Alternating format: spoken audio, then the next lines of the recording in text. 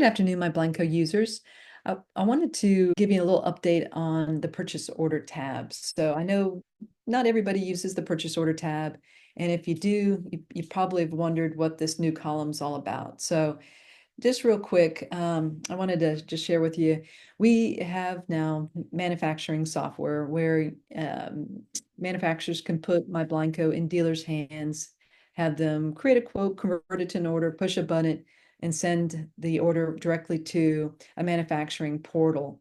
So we call that manufacturer portal the enterprise. And for all dealers that have an enterprise enabled manufacturer, what it allows them to do is pay for that purchase order.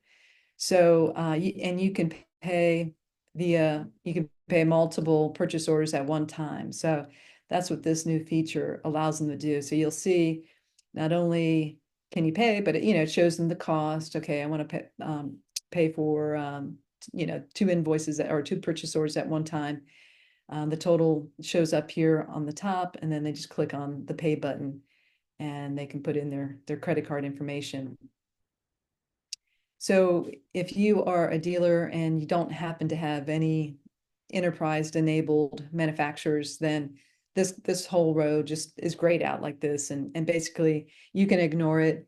One update that I know some of you guys who use the purchase order, however, don't have enterprise enabled manufacturers, you will now be able to see the cost on the PO. So you won't have to dive into a PO and get that information. So we have a few more enhancements coming to this purchase order tab, but I just want to give you a heads up on what this column's all about. So hopefully this provides some clarity. Thanks, guys, and have a great rest of the day.